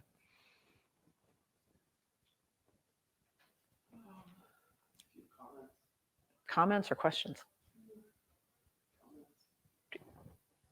Okay, hold on. Wendy is, she's had 4.5 milligrams of Naltrexone? Yeah. Okay, somebody out there's on naltrexone? And Cymbalta. Yeah, naltrexone's a good one. I've prescribed that to a few people. That's a competitive agonist of the mu receptors, I think. So it gives you sort of the same pain response that like an opioid would do, but without all the opioid euphoria and whatnot. And then you go on very low levels of it. So naltrexone is one of those trick medicines, I guess, something that is indicated for other things that we use for this, and it is effective. I would agree with that. I use it rarely, but when I do, it's usually somebody that really can't get anything else to work, and it does seem to help. replacement 10 years ago, and she feels like it really made her fibro worse. She still has extreme pain in her knee. So somebody just mentioned that 10 years ago they had a total knee replacement, and this person, Amelia, feels that that made her fibro worse, which is that event triggering we talked about, and the knee still hurts. Well, unfortunately, 20% of total joint replacements don't do well. So people still have pain, they have clicking, they have instability, whatever, but 1 out of 5 people that get a joint replacement don't have the result they were expecting. So you may just be in that 20% group. It may or may not have to do with fibromyalgia. Who knows? You'd have to have a full workup of the knee to make sure it's not loose, it's not affected, the poly's not wearing out, it's balanced, et cetera, et cetera. But surgery is one of these triggering events, we think, because it's very traumatic to the system, especially a big surgery like that. And it may well have induced this, or you may have a metal allergy. Who knows? Next. Metal allergy. Sorry. Okay, so the circadian pacemaker. So they've actually studied this for it. So a 40-hour study of a constant routine protocol. They measured cortisol, melatonin, and core body temperature and pain levels. And then they found no difference between fibromyalgia and the control group. They did not ever mention what the normal sleep times were in this study, and they said they kept every other variable under control. But basically what this study shows you is that a constant routine protocol or a constant bedtime and wake up will effectively get you close to the control group. That's my interpretation. The suprachiasmatic nucleus, that should be an N, not an M there, that's my fault, gets a signal through melanopsin cells in the retina. So UVB rays come in through the retina, hit the melanopsin cells, trigger the suprachiasmatic nucleus in the brain, which is your master clock. So getting bright sunlight in the morning is good. And if you're in an area where you can't, getting a white light panel or a seasonal affective disorder panel is very helpful. And you will trigger that cortisol release, which then helps to regulate your melatonin release later. So just doing that, just getting nice natural sunlight in the morning can help you establish the circadian rhythm, which will get you a better paradigm to manage your pain. Because we know that people with fibromyalgia have abnormalities of the melatonin system, and they have altered cortisol. And then melatonin supplementation, we found actually helps with fibromyalgia as well. But you have to give it at the right time, at night, obviously, the right dose. And then we found in other studies that people with depression and fibromyalgia seem to have higher daytime levels of melatonin than they should. So if you're going to supplement with melatonin, it has to be at night. And at the same time, you should be trying to reduce daytime melatonin and increase in cortisol. And you do that with regulating your circadian rhythm. Other treatments, exercise we talked about if done appropriately. Acupuncture is very well studied and very effective for a lot of people. So if you're in a town with good acupuncturists, you should look into that and take advantage of that. Again, in Louisiana, not really covered, but hopefully people out there in different states where your insurance companies actually will cover this because it's very safe and very effective. 20-minute bath 5 times a week, 97 degrees Fahrenheit, with or without added minerals like magnesium sulfate, which is Epsom salts and whatnot. Very effective for muscle pain and muscle spasticity. Hyperbaric oxygen, also very effective. The problem with that is the studies were 90 minutes a day, 5 days a week for 3 weeks. Now, I don't know anybody that can do that, and it's not covered, so it's very expensive. But I think hyperbaric oxygen is going to have a place in the future. So let's talk about supplements to manage fibromyalgia pain. Evening primrose oil is one that is cited in a lot of literature, and this is a source of the anti-inflammatory aspects of omega-6. So the gamma-linolenic acid, which is a precursor for a type of prostaglandin, which is less painful than we think of as most prostaglandins. And then there's a lot of ALA, which converts to EPA and DHA, which are your omega-3s. So primrose oil has been shown to help the body go into more of an anti-inflammatory state than an inflammatory state, which in turn reduces that ectopic firing of the nociceptors or the C fibers. So you'll have reductions in the widespread pain. So it's been shown to be beneficial in psoriasis, atopic dermatitis, Sjogren's syndrome, and asthma, all these connective tissue autoimmune type findings. And the dosing is anywhere from 1 to 8 grams a day.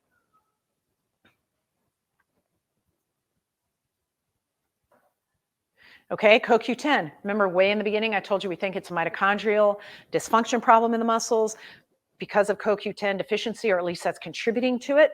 So this exists as a redox pair, so a reduced form and a non-reduced form, electron shuttle antioxidant. Fibromyalgia people have a deficiency of CoQ10, and they have mitochondrial dysfunction as a result of that, or coexisting with that. So reduced concentrations of CoQ10 in mitochondrial DNA regions. And then because of this, you have increased levels of these pro-inflammatory cytokines and impairments of the AMPK system. AMPK system is an energy sensor in the mitochondria. That is one of the reasons that we have stress response or stress cleanup. It's a way to get the system to sort of not detoxify, but to function more efficiently. Metformin induces or triggers AMPK activity. So when you have impaired AMPK activity, you get insulin resistance and nothing works right and you hurt more. So CoQ10, we think, is one of the supplements that probably everyone with fibromyalgia should be taking. And again, I told you it's an electron shuttle, so it brings electrons from one of the cytochromes in the electron transport chain to the other one as you start to produce ATP for energy from the glucose that you've broken down. And then once it's reduced, so once it gets a negative charge put on it, it then becomes a very powerful antioxidant. And it will actually quench or gobble up free radicals, which free radicals are the aberrant single electrons that are unpaired, that are a byproduct of energy production, and those go on to damage the lipid membrane of the cell. They damage DNA, they damage proteins. So the reason we take antioxidants is to quench the free radicals. CoQ10 does this, and it also helps to regenerate your vitamin C and your vitamin E that exist in your cells. And then the dose is anywhere from up to 1,200 milligrams a day. I usually recommend 100 to 300 a day of CoQ10. And it's also been shown to reduce fatigue, I think, because it helps get that energy system functioning a little bit better. Studies are ongoing. They're still looking at this, but CoQ10 is a very important antioxidant electron shuttle that probably would be a great supplement for this condition, for muscle pain. We use it for statin-induced muscle pain all the time.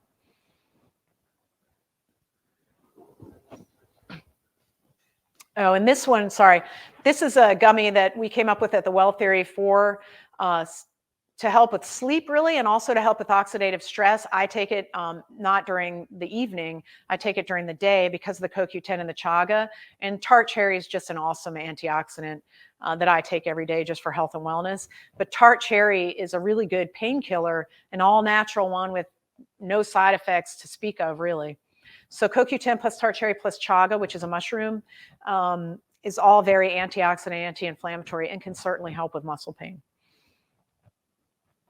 Palmitoyl ethanolamide. This is actually used heavily in Europe. Not as much here. It should be used more often here.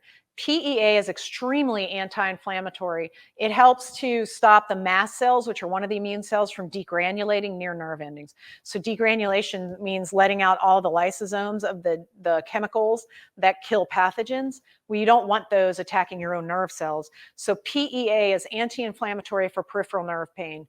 So we use PEA for things like arachnoiditis, failed back syndrome, neuropathy, diabetic neuropathy, and then fibromyalgia.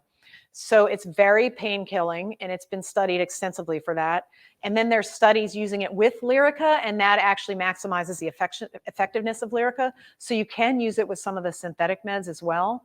And again, PEA downregulates the microglial and the mast cell activation, which is one of the reasons you get hypersensitization or central sensitization, because you have all these inflammatory things hitting the nerve fibers. And then it's very effective in chronic pain conditions. I usually recommend 300 milligrams once or twice a day. It is a naturally occurring fatty acid amide, so your body is making this right now as we speak. Just usually you're not making enough of it, and certainly if you have a condition like fibromyalgia, you're not making enough of it. So taking extra PEA can be very, very helpful in pain conditions. So let's talk about alternative remedies like medical marijuana, delta-8, CBD, CBN, CBG. I do medical marijuana recommendations for a lot of people, and fibromyalgia is one of my primary indications because it's widespread pain, No real unknown reason. It usually fails most other treatments. It's associated with sleep problems, and it's associated with mood problems, and it usually has some sort of inflammatory component with nerve pain. Medical marijuana is great for all of that. Delta 8 is a cousin of medical marijuana. It is not Delta 9 tetrahydrocannabidiol, it's Delta 8. So there's a little bit of a molecular distance, but it functions in a similar fashion. That will actually attach to the CB1 receptors, which are G protein coupled receptors in the brain, and help to regulate that modification of pain signals that we talked about. So it helps the endocannabinoid system, when it's engaged, helps to regulate and balance all of the other systems. So that's one of the ways medical marijuana works. We also think it dramatically helps with sleep, although that's debatable. More and more studies are being ongoing, and nobody's to date had a definitive answer as to whether it does or doesn't. Anecdotally, almost all the patients to whom I have recommended medical marijuana say that they sleep much better. And they're very, very happy about that because they feel better every day because they've slept better every night. So they've studied cannabidiol or CBD in fibromyalgia, and it does help. Somebody asked about that earlier. So this is a very helpful molecule, all natural, non-psychoactive, to help with fibromyalgia. CBN has also been shown to provide relief with muscle pain and fibromyalgia. And a combination of CBN with CBD is more effective than either alone. And they're just slightly different phytochemical molecules, so they're going to affect the CB2 receptor ever so slightly differently, but together they're synergistic. And then CBG, which is cannabidiol, is also quite effective, but it's very hard to make and it's very expensive, and there's some sustainability issues. But it has been used in studies for neurologic disorders, the GI issues we've been talking about, and then metabolic disorders. So again, the psychoactive ones are going to be your Delta 8 and your THC. Very, very effective for these chronic pain conditions. The non-psychoactives are going to be CBD, CBN, CBG. And they're all very antioxidant and anti-inflammatory. And they have been studied in these conditions, and they have been shown to be effective. And I think the purpose is that they engage the endocannabinoid system and they decrease that gain. So they decrease that amplification of the pain because they try to get everything back to balance.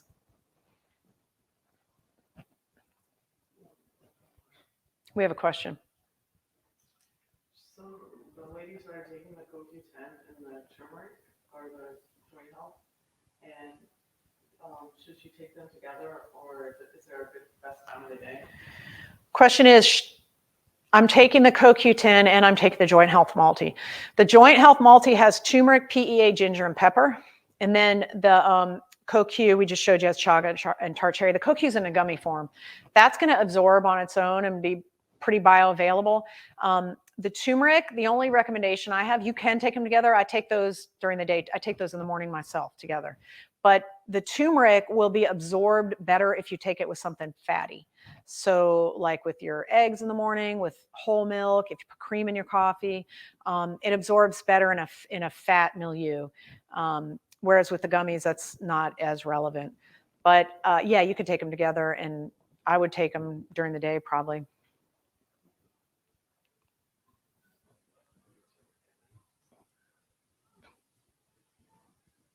Okay, other molecules. Remember I told you primrose oil has the anti-inflammatory form of omega-6 and then a lot of omega-3. Omega-3 is so important for nerve pain, I think, and really for brain function, for sleep, and for mood disorders. So omega-3 is actually probably as effective as SSRIs and SNRIs for mood disorders if you can get your omega-3 index up to where it should be. It's hugely anti-inflammatory, definitely helps with pain, definitely helps with nerve pain. It gives you better cell fluidity, better clearance of your glutamate. Remember that excitatory neurotransmitter that we don't really want a lot of because of the pain. 2 to 4 grams a day is really a good dose, I think, for omega-3. Now, you're going to want to check with your physician. Some people still believe it's a dramatic blood thinner, although the studies would show that's not the case. I take about 4 grams a day just for health and wellness myself, and brain health and stress resiliency. But omega-3s should not be discounted, should not be forgotten. That's one of the reasons I love the Mediterranean diet, which we're about to talk about diet. So don't forget omega-3s. GABA is another one. Remember, GABA is going to oppose the activity of glutamate. So GABA, particularly if you can take it at night, is going to help with the sleep disturbance and also the hyperexcitability of the neurons. It's about 100 to 200 milligrams a day. The curcumin, we've already talked about that indirectly with the turmeric, about 1,000 milligrams, also very anti-inflammatory and will help with pain. And then boswellia, which is frankincense, topical. And I have a few topical formulations that I've incorporated frankincense because I like how it smells, but also it's very, very natural, pain-relieving substance that's very safe. And then resveratrol. So resveratrol is very strongly antioxidant, and they've actually studied it with rice bran oil in one study, and they found that it was very effective for fibromyalgia. So that was specific to that. Fewer depression symptoms when you're on resveratrol, and then it seems to significantly reduce pain. Now, interestingly, and this is preclinical, so rat studies, it actually was shown to enhance the effectiveness of narcotics after long-term narcotic use. So one of the problems with narcotics is your system gets used to them, tolerant, and you start to have to escalate your dosing. Resveratrol in rat studies seemed to allow the morphine to continue to be effective at the same dose. So resveratrol might be a great adjunctive medication. It's actually been studied with Mobic in arthritis and been shown to be very powerful in reducing joint pain. About 1,000 milligrams. I take it in the morning, again, with fat to help it absorb. Sorry. You might just call out curcumin. Like it's in a lot of supplements, but rarely does it have 1,000 milligrams of curcumin. You might have turmeric, but that actually. The curcumin here, I have it 1,000 milligrams. That's hard to find in just a straight up turmeric supplement. So my supplement that we have, the Joint Health Multi, it's purified curcuminoids out of the turmeric plant, so it's been isolated. So we have a concentration of 1,000 milligrams of curcumin. To get that much, like to eat that much curry, you would never stop eating and you would still probably not hit that. But that's been a very safe, a lot of people take up to 4 grams a day, believe it or not. So that's a very safe level that I think is also clinically effective. Okay, and here's the products that we just talked about. And the reason I have all these products is because I believe in them and the literature's there, the science is there, and the effectiveness is there. So remember I showed you how poorly effective drugs are?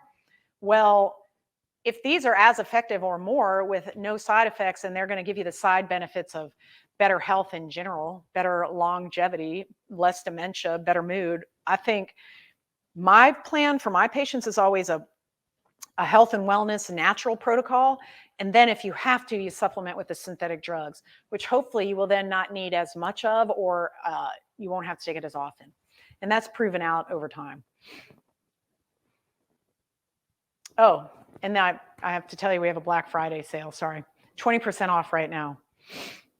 Okay, so let's talk about diet. Also massively important if you have this condition or if you have a family member. So we have a question, sorry. Okay.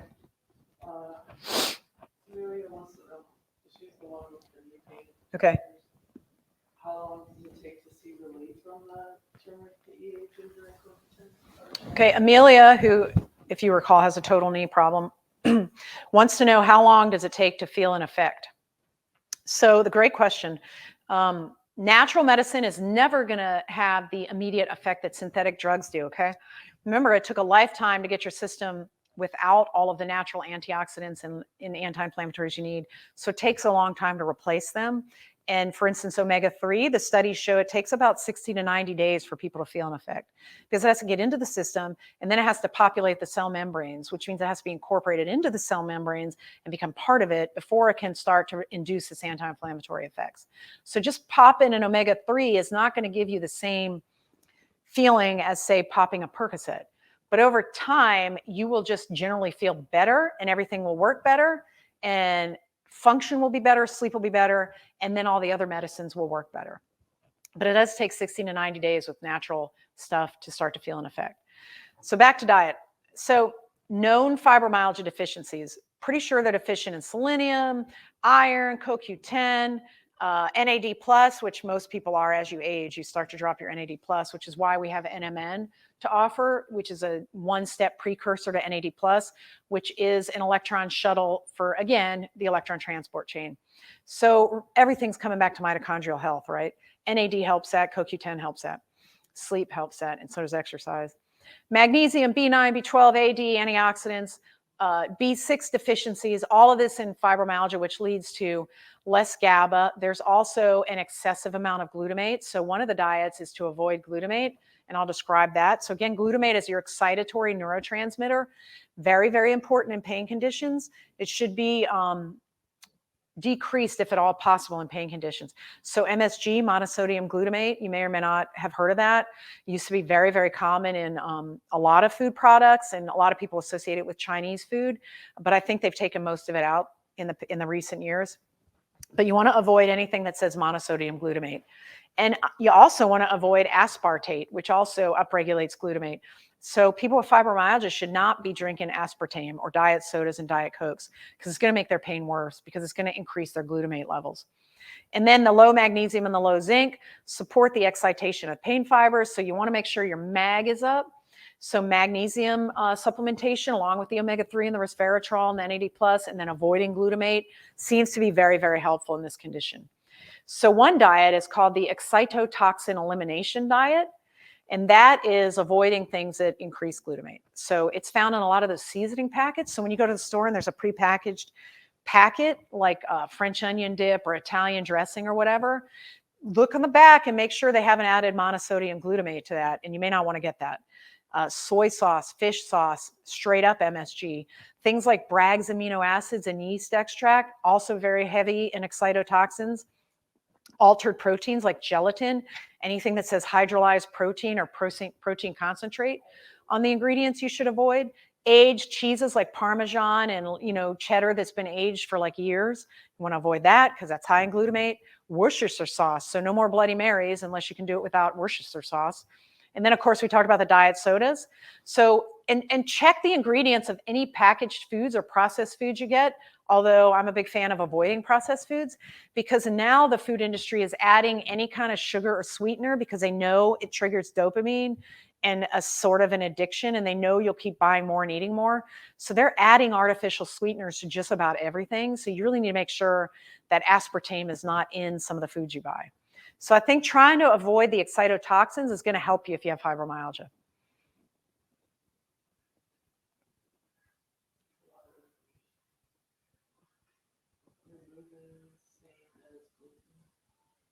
Next slide. Okay, diets that seem to help. So elimination diets are one way to go about it. And I think that you don't have to go crazy with that. I think if you understand, I want to avoid MSG and I want to avoid aspartame, you could probably do that more or less. Now, you're not going to do it perfectly, but nothing's perfect. But that gives you at least a building block to help modify this condition. A vegetarian diet, believe it or not, has been highly associated with pain reduction and fibromyalgia. Intermittent fasting, also associated with pain reduction. And that's because when you're in a fasted state, your body goes through this major repair process and just gets you, it's like a tune-up. Anytime you're fasted, you tune up everything. It's like a plant turnaround, or like when they take a plane offline, a Boeing 747 or whatever, and they maintain it. You have to go through these periods, and then that helps with pain reduction. I love the Mediterranean diet as long as it's primarily plant-based. So the Mediterranean diet where you're not eating a ton of meat. And then if you're eating fish, you're eating wild-caught fish to increase your omega-3s. Now, I mostly eat the Mediterranean diet, but I still supplement with omega-3s because it's really hard to eat enough mackerel and herring and salmon. First of all, I don't like mackerel and herring. And then finding good wild-caught salmon is hard. And then trying to eat it 4 or 5 nights a week is even harder. So I just supplement.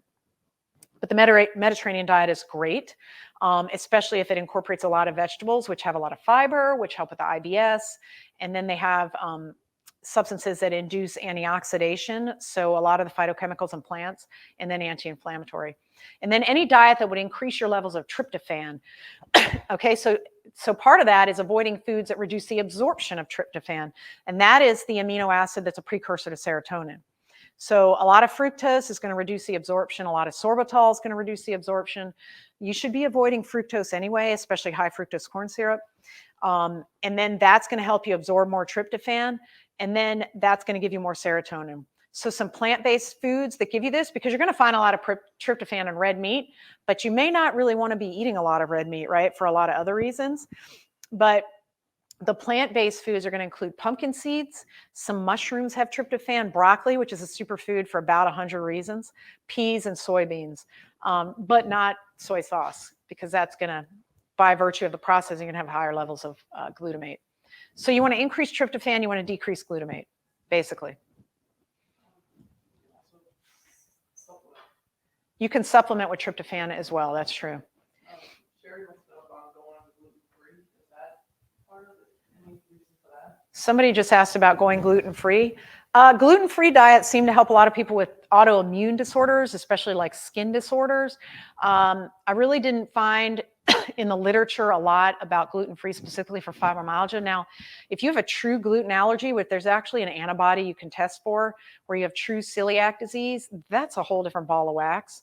But just avoiding gluten, which is a protein found in wheat, in and of itself, the theory is that it's highly inflammatory. But I'll tell you, in the Mediterranean diet studies, the people that did the best were the ones that ate the most whole grains. And I think the problem with most of our products that have gluten is they're processed products, and they lack any sort of fiber or any sort of naturalness. So the gluten-free thing is kind of controversial, I think. But if you have a true gluten allergy, a true celiac, it can help. And it has been looked at in things like lupus and rheumatoid, and it does seem to help. I would say try it for a month or two and see how you feel, because that's all that matters. If you feel better on a gluten-free diet, that's what you should be on. Okay, so the keys to managing naturally is your mindset, trying to keep a positive attitude no matter what, understanding your pain condition, understanding that it's going to come and go, understanding that you can modify it in many different ways and sort of start to gain control around it. It's going to be helpful. Having good family support is going to be helpful. Avoiding narcotics if at all possible. Very helpful, because opioids have the side effect of constipation, altering your HPA axis, changing your hormone levels. So if you can avoid narcotics, that's for the best. Naltrexone would probably be the one to go to if you need to be on them. And avoiding polypharmacy, so taking a pill to treat a pill to treat a pill to treat a pill. We want to stop that if that's at all possible. Education, which is, you guys are already doing that. You're learning about this condition and you're understanding it more, which gives you education. I think is half the battle, just understanding it. It's very reassuring, which helps your mindset. Physical therapy, I'm a huge fan of physical therapy. If you get a good physical therapist that can stretch your connective tissue properly, do light kind of graded massage, do some dry needling, I think you'll be just in a world of a better place. Nutrition, we just talked about that, avoiding the excitotoxins, increasing the tryptophan, increasing the fiber, reducing the inflammation. Exercise, so low level, low impact, but you do need to incorporate a bit of strength, but you really don't want to do like CrossFit and things like that because of the subsequent exhaustion. And then most importantly of all, I think after nutrition and then supplementation, I think it's you got to get your circadian rhythm right, if at all possible. So you've got to get a good sleep schedule that is pretty steady and constant. And I think that would help tremendously. You do all this, and then if you have to take Cymbalta, or you have to take Flexeril, or you got to take this or that, they're all going to work better for you. And your outcomes will be better. We have a question. Do you have anything that helps with cognition symptoms? Or cognition? Oh, somebody asked if we have anything that helps with cognition symptoms or cognition problems. Yes, we have a couple that focus in the energy, which are our brain booster series. And then also NAD also helps with cognition, because remember, your brain cells only work if the mitochondria works. So anything you can do to upregulate the mitochondrial function is going to help cognition. So the NMN helps. Omega-3 helps, and then the brain booster series, which is energy and focus, which have a bunch of different mushrooms which are known to be very nootropic, so like lion's mane, reishi, cordyceps, chaga. So those are the ones I would probably point you toward.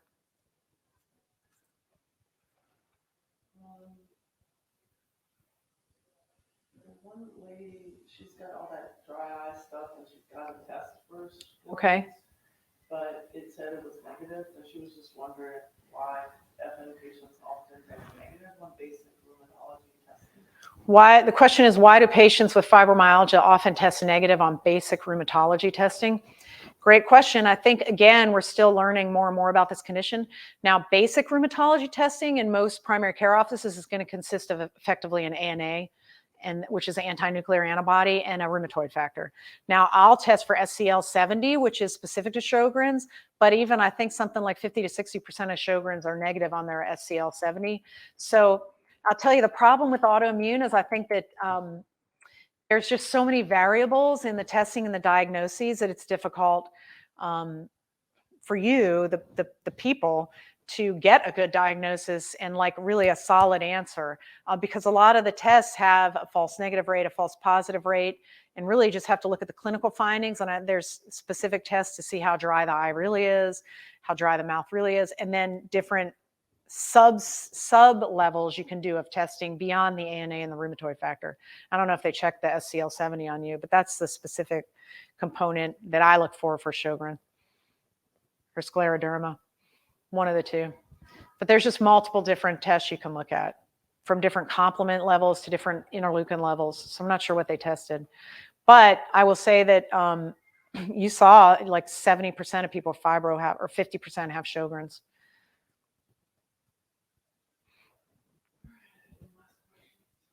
Any last questions out there? If not, we're going to sign off and let you guys start decorating for Thanksgiving and Christmas.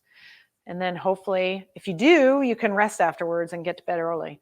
And then hopefully we helped you to understand this condition more, which honestly, the scientists and the doctors, we're all still trying to understand it better. But as things get updated, I'll probably do this talk again next year. If anything changes, we will certainly bring it to you.